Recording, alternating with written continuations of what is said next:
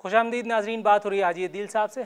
ये फरमाइएगा, ANP के सिवा किसी और जमात पर ड्रग और लैंड माफिया की सरपरस्ती का इल्ज़ाम क्यों नहीं लगाया जाता? लगाने वाला कौन है? पहले वो कि जिसने ये काम शुरू किया है, जिसने भत्ता माफिया आज भी लोगों से पैसे वसूल करते हैं। आप जाकर लोग डरते हैं, कहते नहीं हैं, हो सकता है मीडिया भी पैसे देता हो उनको, उनकी लंबी लंबी तकरीरों को नशर करने की सूरत में। आप कारखानेदारों से पूछें, आप दुकानदारों से पूछें, आप सरकारी मुलाजमों से पूछें कि उनको से भी लिया जाता है पैसे। ये भत्ते का किसने शुरू किया है? ये कत्ल गारत की सियासत किसने शुरू की है? ये बोरियों में लोगों को पैक करने का कारोबार किसने शुरू किया है? मैं आपसे फिर कहता हूँ कि कराची के सारे पख्तून ANP में नहीं हैं। आप ये, और इसी तरह कराची में मरने वाले सारे उर्दू बोलने वाले MQM के नहीं हैं। ये पहले इस तस्वर को बड़ा क्लियर करना पड़ेगा आपको। जमात इस्लामी के मर जाते हैं उर्दू बोलने वाले, जमीयत के उर्दू पश्तो बोलने वाले मरते हैं। आपके कुछ नाक़िदीन कहते हैं कि ऑपरेशन ANP का पसंदीदा खेल है। पख्तूनख्वा में इक़्तिदार मिला तो ऑपरेशन, कराची में ओनरशिप नहीं मिल रही तो ऑपरेशन। ये सिलसिला क्या है? हमने स्वाद में ऑपरेशन कराए तो उस इलाके के पख्तूनख्वा की तमाम सियासी पार्टियों को एतमाद में लेके किया है, फ़ौज को एतमाद में लिया है और फेडरल गवर्नमेंट को एतमाद में लिया है।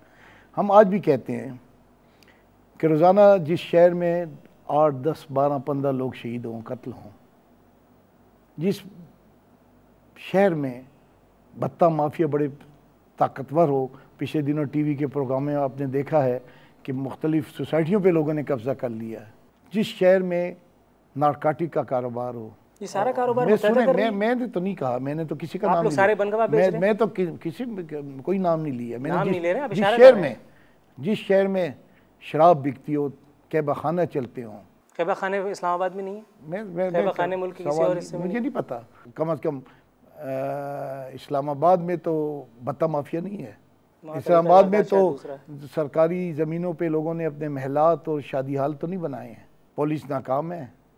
12 मई का वाक़या आपको पता है कि पुलिस अपने थानों में बैठी। फिर आपने एक सेमी आर्मी टाइप की ऑर्गेनाइजेशन को, जैसे सिविल आर्म सर्विसेज जिसे कहते हैं, रेंजर्स के हवाले किया है।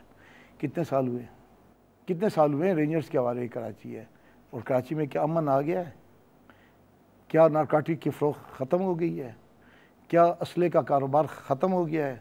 क्या ज़मीनों पे कब्ज़ा ख़त्म हुआ है? तो जब पुलिस नाकाम है और जब रेंजर्स भी नाकाम है, तो हम तो कहते हैं कि पाकिस्तान का आइन सिविल गवर्नमेंट को ये इख्तियार देता है, इवन डिप्टी कमिश्नर को ये इख्तियार है कि वो अपनी मदद के लिए फ़ौज को तलब करे। और हम कहते हैं अक्रॉस द बोर्ड आप ऑपरेशन करें, 9-0 से ना शुरू करें, मेरे घर से शुरू करें।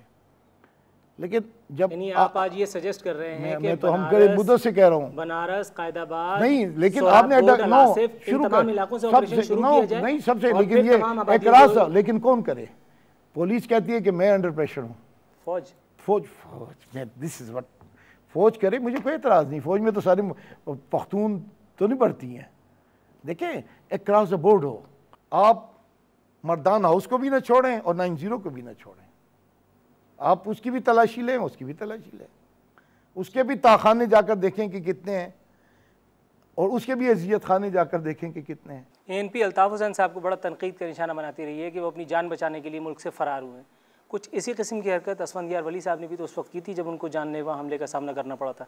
असफंदियार खान पे जब हमला हुआ था तो 4 खुदकश बमबार वो और मौजूद थे, क्योंकि जिस गाड़ी से वो 4 उतरे थे, एक तो अंदर चला गया था, लोगों ने देखा था, क्योंकि ईद का दिन था, लोग मिलन के लिए आ रहे थे और उनको कहा गया था, और ये आप जाकर इंटेलिजेंस के हेड से पता करें जो उस वक्त थे, कि आप इस घर में अब नहीं रहना है। उनके लिए दूसरी चॉइस थी मर्दान में, अपनी बहन के घर। तो 2 दिन के बाद मर्दान के उस घर पर रॉकेट से हमले हुए हैं, ये भी ऑन रिकॉर्ड है। उनको कुछ दिनों के लिए एडवाइस किया गया था कि वो आप बाहर चले जाए, वो पाकिस्तान में रहे। तो इसमें अब तो जिस घर में वो रहते हैं उस घर के साथ मौलाना फजल रहमान दूसरे घर में रहते हैं। तो क्या मौलाना फजल रहमान भी छोड़ चुके हैं? वो अपने हल्के में जाते हैं, वहाँ प्रेस कॉन्फ्रेंस करते हैं, मीटिंगें करते हैं, पाकिस्तान की पार्लियामेंट में वो शरीक होते हैं। लेकिन सवाल ये है कि अब सिक्योरिटी का मसला है, जब आपकी इंटेलिजेंस, हम उन्हें खोना नहीं चाहते हैं। देखें, थोड़ी सी गलती या सऊ हुई, मेरी बात सुने, तो बेनज़ीर खो गई, कनीज को हमने खो दिया। हिस्ट्री असफंदियार वली भी बाहर चले जाए, वाले भी चले गए, अल्ताफ हुसैन भी बाहर चले जाए, मुनव्वर हसन भी बाहर चले जाए, एक लीडरलेस सोसाइटी कैसी होगी? अल्ताफ साहब कैसे बाहर गए हैं, क्यों गए हैं, किन हालात में गए हैं? उस वक्त ना दहशतगर्दी थी और ना कुछ तालिबान के ख़तरा था, ना अलकायदा था। वो किन हालात में गए, कैसे गए और कैसे, उनके लिए तो उनका तो गवर्नर भी अब उनका है, उनकी हुकूमत भी है, वज़ीर भी हैं, तो वो नहीं आते हैं तो फिर उनकी अपनी कोई मजबूरियाँ होंगी। ठीक है, यहाँ वक्त हुआ एक ब्रेक का। नाजरीन एक ब्रेक लेते हैं, ब्रेक के बाद दोबारा मुलाकात करते हैं।